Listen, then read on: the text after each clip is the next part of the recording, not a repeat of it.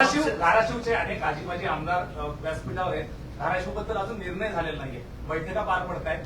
यापैकीच कुणी संधी देणार आहात, काही बदल होते? नेमकं जिथं जागा अडकल्या त्यापैकी धाराशिव येते. धाराशिवचं नेमकं काय करायचं त्याचा निर्णय तेच करतायत. ते सगळे बसले आहेत आणि त्यांना आम्ही सांगितलेलं आहे सगळ्यांनी मिळून, म्हणजे अजितदादा, मी आणि मुख्यमंत्री मोदयांनी, की तुम्ही सगळे मिळून निर्णय करून या. मग तुम्ही जो निर्णय कराल त्याच्यावर आम्ही शिक्कामोर्तब करू. सिंधुदुर्ग असेल, संभाजीनगर असेल, धाराशिवचं म्हणते नेमकं थांबलंय कुठं? कधीपर्यंत होईल काय अंदाज?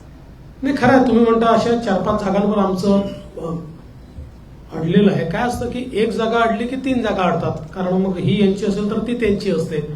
तर त्या हिशोबाने पण मला असं वाटतं की म्हणजे आता आमच्या सीट्स देखील घोषित झाल्या, कदाचित काही सीट्स राष्ट्रवादी देखील आज उद्या घोषित करेल. त्यामुळे फार अडलाय अशी परिस्थिती नाहीये, थोडंसं अडलाय, 1-2 दिवसात सॉल्व्ह